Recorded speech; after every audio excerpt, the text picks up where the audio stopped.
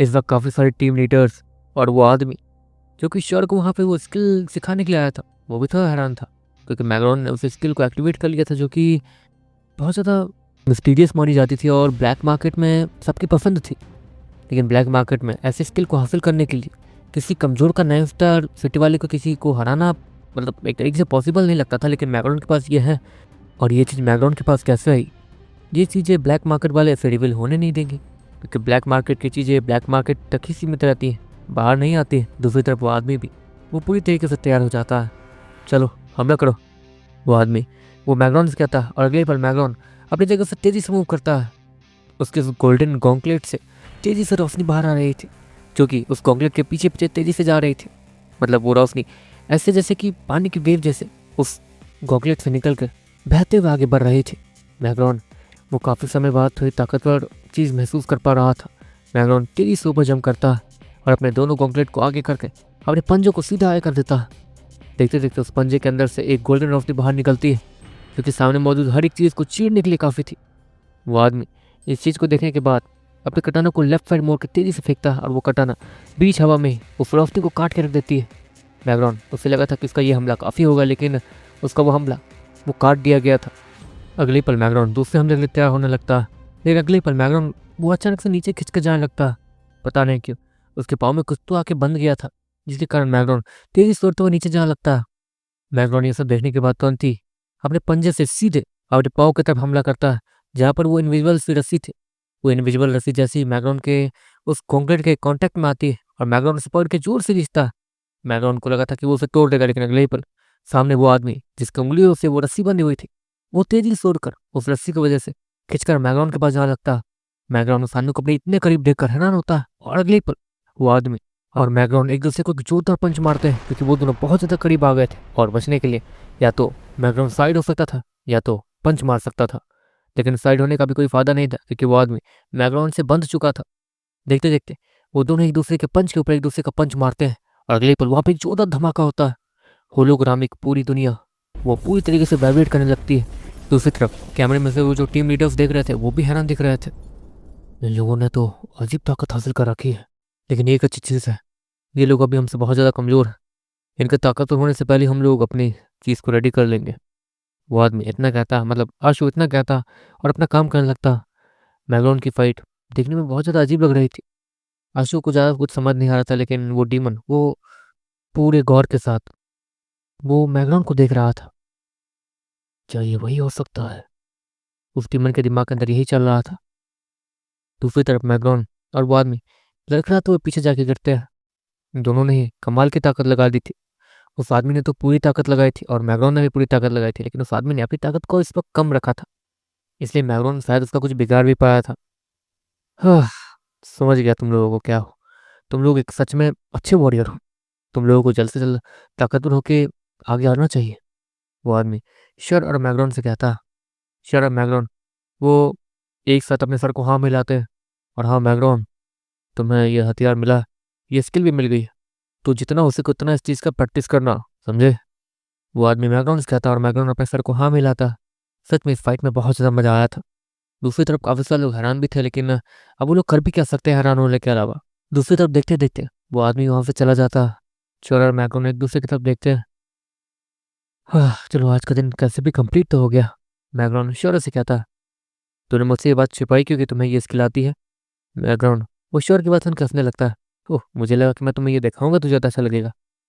वैसे एक बात बताओ, अब उन लोगों के सामने हमने कह दिया कि मैं और फ्लेयर एक तरीके से उस ताकतवर आदमी के मैनेजर हैं, जो कि असल में मैं ही हूँ।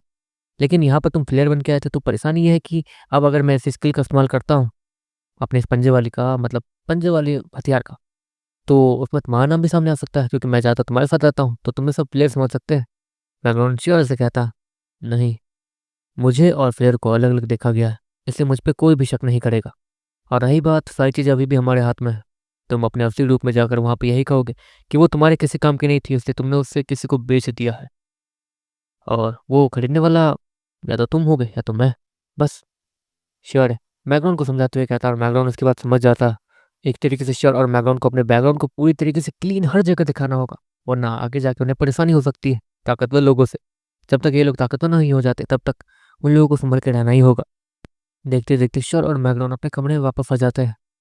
श्योर और मैगनॉन अपने कमरे में थे ही, इतने में ही श्योर को एक अजीब चीज महसूस होती है। इस कमरे में कोई आया था।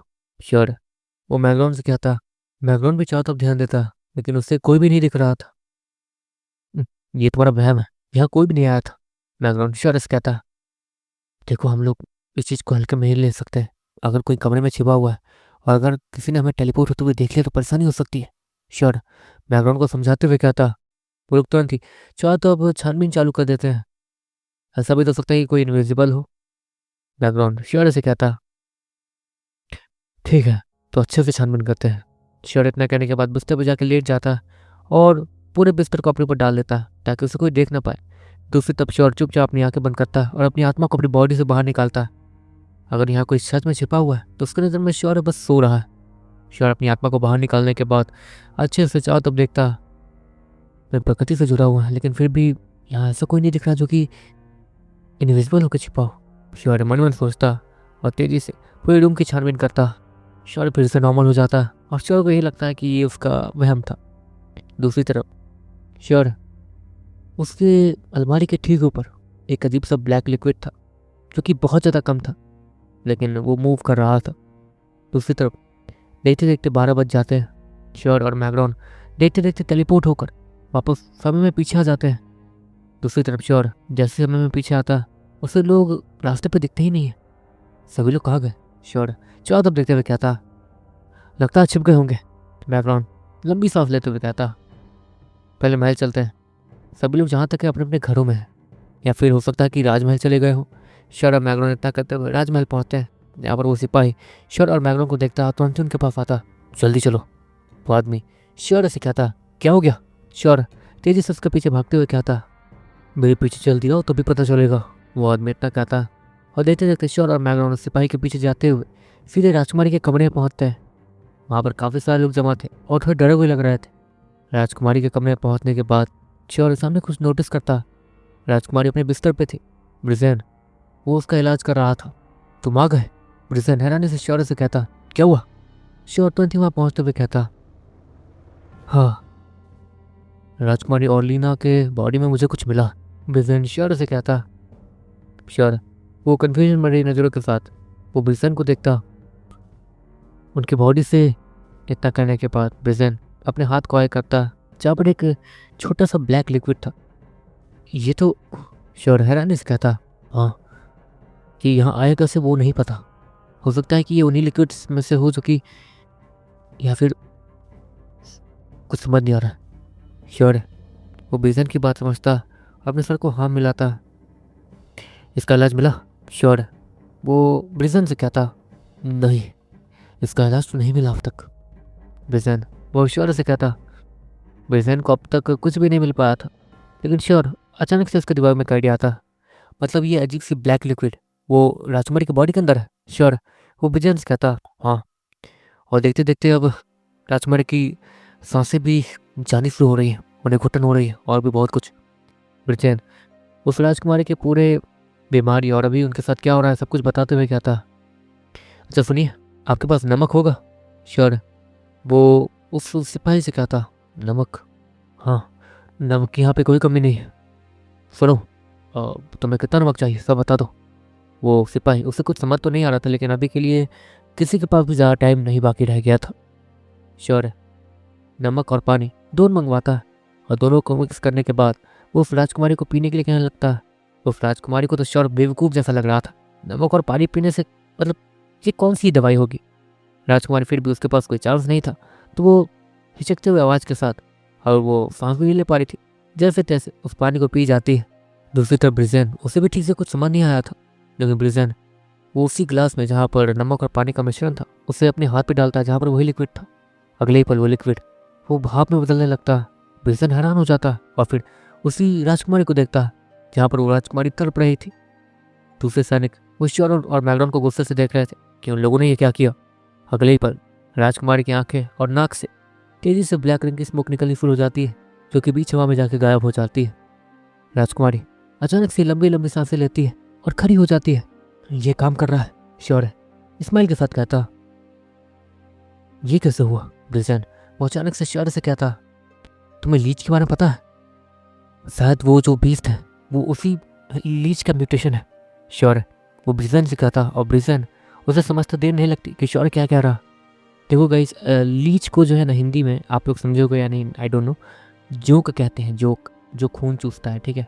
राजकुमारी को ठीक होता हुआ देखकर सभी लोग वो चौंक जाते हैं और खुश दिखने लगते हैं। ये तुमने कैसे किया? वो सैनिक श्योर से कहता, देखिए जहाँ तक है हमारे पास एक आखिरी उम्मीद थी। हमें पता था कि वो बीस्ट किस चीज़ से ख़त्म हो सकता है, लेकिन अब उस बीस्ट को भी ये पता चल चुका होगा कि हमें उसकी कमज़ोरी पता। तो हो सकता है कि वो थोड़ी देर में हमला करे, लेकिन इस बार जब वो आएगा तो वो कमज़ोरी उसकी नहीं रहेगी। मतलब एक तरीके से वो उस कमज़ोरी से लड़ने के लिए कोई ना कोई तरीका ढूंढ के ही आएगा। तो श्योर वो उसी सैनिक से कहता, मतलब हमारे पास एक लौता चांस वो ख़त्म हो चुका है, लेकिन पूरी तरीके से मिटा थोड़ी है। उसे हो सकता है कि उस कमज़ोरी से लड़ने में उससे काफ़ी समय लग जाए, और हो सके कि राजकुमार और महाराज सब वापस आ जाए, है ना? वो सैनिक श्योर से कहता, ऐसा हो सकता है, लेकिन ज़्यादा से ज़्यादा हमें एक और दिन मिल सकता है। जहाँ तक मैं उस बीस्ट को जानता हूँ, वो बीस्ट नॉर्मल बिल्कुल नहीं है, क्योंकि वो बीस्ट बस एक बीस्ट नहीं है, आपके पूर्वज ही उसके पूरे पावर को कंट्रोल कर रहे हैं। और ऑफकोर्स वो एक इंसान होंगे, तो वो अपना दिमाग लगाएंगे ज़रूर, हमारे जैसे ही सोचेंगे जैसे हम भी सोचते हैं। तो उन्हें हल्के में लेना नहीं नहीं ले सकते। श्योर है उसी सिपाही से कहता। दूसरी तरफ वो राजकुमारी जैसे तैसे अपनी जगह पर खड़ी होती है, और वो अपने आप को बहुत ज़्यादा नॉर्मल महसूस करती है। इतने समय से उसके साथ पता नहीं क्या क्या हो रहा था। वैसे जो भी है, अभी के लिए हमारी राजकुमारी ठीक है, और वो हमारे लिए बहुत ज़्यादा जोरी थी। शुक्रिया, वो सैनिक श्योर से कहता। दूसरी तरफ श्योर वो उस राजकुमारी को देखता, आप ठीक हैं? श्योर वो राजकुमारी ओलिना से कहता। वो राजकुमारी ओलिना वो कुछ बोलने की हालत में तो नहीं है, लेकिन वो अपने सर को हाँ में हिला देती है। अगले पल श्योर को कुछ अजीब महसूस होता है। फिर से उसे ऐसा लगता है जैसे कि उसे कोई घूर रहा है। अजीब बात है, मुझे ऐसा महसूस क्यों हो रहा है कि कोई मुझे बार बार घूर रहा है? ये तो अजीब बात है। श्योर मन मन सोचता। वो चारों तरफ देखता तो है, लेकिन उसे ज़्यादा कोई मतलब ज़्यादा कुछ पता चलता नहीं है। उससे अंदर से कुछ फीलिंग आ रही थी। ये फीलिंग मेरे अंदर की नहीं है, नीरो कोड की है। श्योर फिर से अपने नीरो कोड में झांकते हुए कहता, अरे यार ये कैसी अजीब सी नीरो कोड वाली फीलिंग है, मैं इसे महसूस ठीक से नहीं कर पा रहा हूँ, या फिर कुछ अजीब सा। श्योर मन मन सोचता। दूसरी तरफ काफ़ी देर के बाद सब कुछ नॉर्मल हो जाता है। राजकुमारी भी पूरी तरीके से ठीक हो जाती है, और वो लोग फिर से नया प्लान बनाने लगते हैं। तो अब हमें फायर फॉरेस्ट जाना होगा, है ना? वो राजकुमारी वो एक बार भी फायर फॉरेस्ट कभी गई नहीं थी, लेकिन क्योंकि राजकुमारी वही है तो शायद उसे ही जाना पड़े। देखिए राजकुमारी, आप हमारी हेड है, तो आपको ही वहाँ जाना होगा। वो सैनिक वो राजकुमारी से कहता है, लेकिन उस सैनिक की भी हालत खराब कि कहीं राजकुमारी को कुछ हुआ तो सब खत्म हो जाएगा। मतलब वहाँ की जो क्वीन है वो बस राजा, मतलब मेरे डैड, मेरे भाई और शायद मुझसे ही बात करें, है ना? वो ऑर्लिना वो उसी सैनिक से कहती है, जी सही कहा, अगर वहाँ पर हम गए तो वो हमें बिना देखे ही जला कर राख कर देगी। अगर आपको देखेगी तो शायद कुछ सोचे भी। वो सैनिक इतना कहता, सुनिए, जहाँ तक है आप लोग जो प्लान बना रहे हैं मुझे बेकार लग रहा। पहले मैं और मैगरॉन वहाँ होके आते हैं, ये कैसा होगा? श्योर वो उसी सैनिक से कहता, "हम्म, पागल मत बन लड़के, वो चुड़ैल तो देखते ही जला के राख कर देगी, और राजकुमारी का वहाँ अचानक से पहुंचना ये उसके लिए बहुत ज़्यादा शॉकिंग होगा, इसलिए वो इतनी आसानी से कुछ करेगी नहीं। और अगर उसने हमारी प्रॉब्लम सुन ली जो कि उसके ऊपर भी आएगी, तो वो हमारी मदद के लिए ज़रूर मान जाएगी। वो सैनिक वो श्योर से कहता, हाँ बात तो सही है, लेकिन अपनी राजकुमारी को ऐसे किसी मौत के कुएं में ढकेलना ये मुझे ठीक नहीं लग रहा। क्यों? श्योर बाकी सभी को देखते हुए कहता, जो लोग वहाँ मौजूद थे कोई भी राजी नहीं दिख रहा था। अगर हम गए तो तुरंत ही मारे जाएंगे, वो हमारी बात तक नहीं सुनेगी। तो इसमें क्या करना होगा तुम बता सकते हो? वो आदमी श्योर को देखते हुए कहता, मेरे पास एक प्लान है। श्योर वो उस सैनिक को देखते हुए कहता। वो सैनिक उसे कुछ समझ नहीं आता, लेकिन अगले ही पल श्योर कोई खूबसूरत सी लड़की को बाहर बुलाता है जिसके 2 सींग थे। सभी लोग उसको देख के हैरान हो जाते हैं कि आखिर ये कौन आ गई। अगले ही पल डीमन गर्ल श्योर को देखती है। श्योर उसकी राजकुमारी की तरफ वो इशारा करता है। डीमन गर्ल उसे देखने के बाद देखते देखते हूबहू उसी राजकुमारी में बदल जाती है। राजकुमारी ओलिना देखते देखते वो हैरान दिखने लगती है। उसके सामने मौजूद लड़की हूबहू उसके जैसी ही दिख रही थी।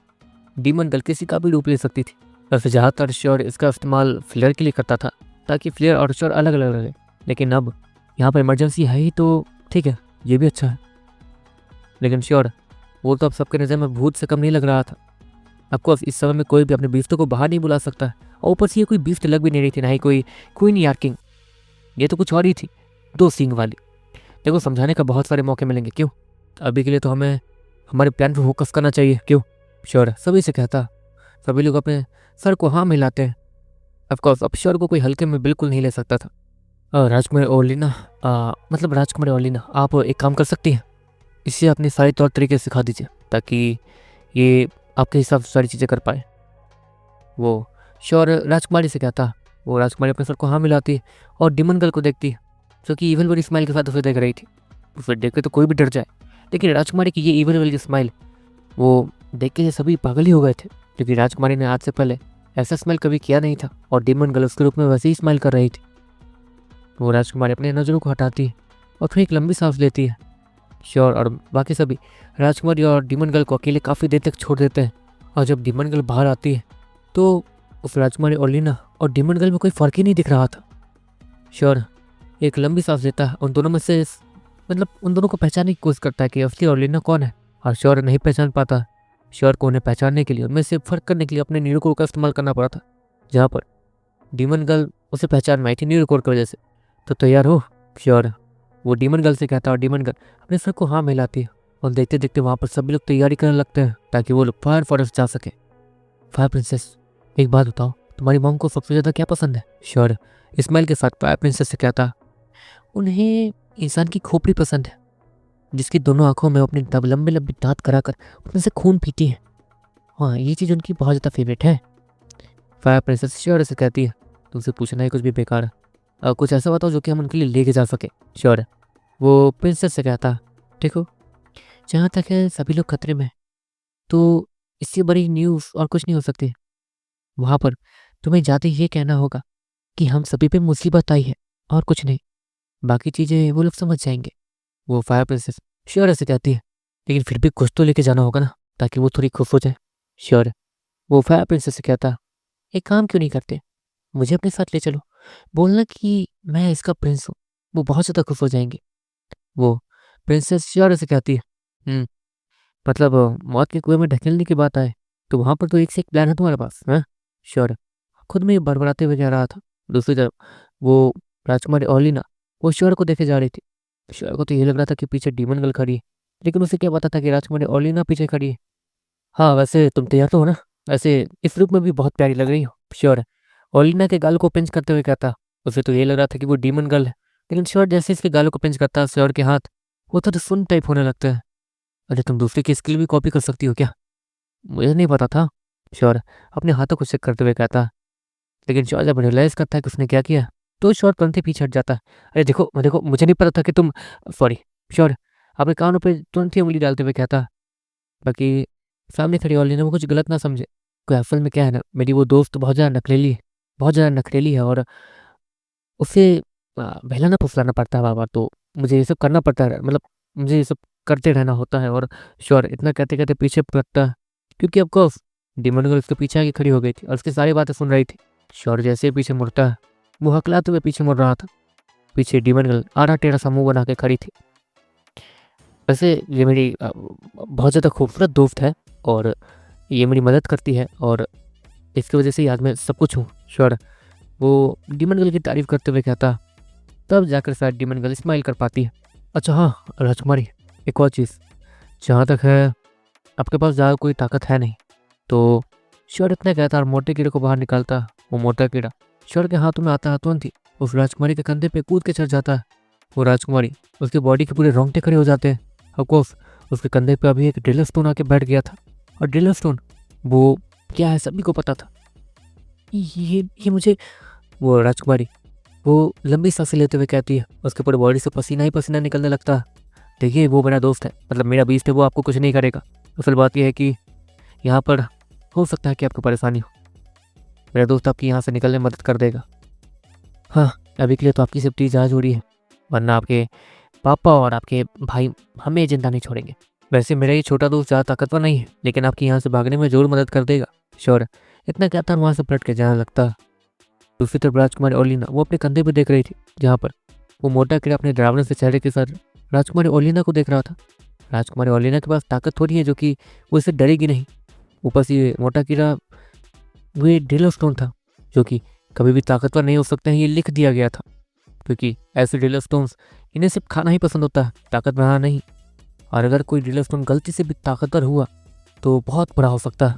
ये चीज़ भी ओलिना ने पढ़ी थी और शौर्य के पास ऐसा ही एक ताकतवर ड्रिलर स्टोन था। हाँ, अगर ओलिना ज़्यादा ताकतवर होती तो उसे इस ड्रिलर स्टोन से डर नहीं लगता, क्योंकि यहाँ मौजूद लोग जो कि बहुत ज़्यादा ताकतवर हैं, ये ड्रिलर स्टोन उतना ही ताकतवर था।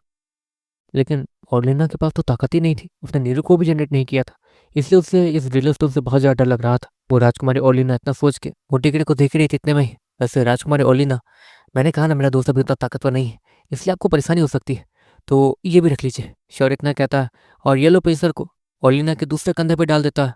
ओलिना जैसे येलो पेसर को देखती है, अब उसका सर जरूर खराब होने लगा था। अब देखते देखते उसके सामने अंधेरा छाता है और वो बेहोश होने लगती है।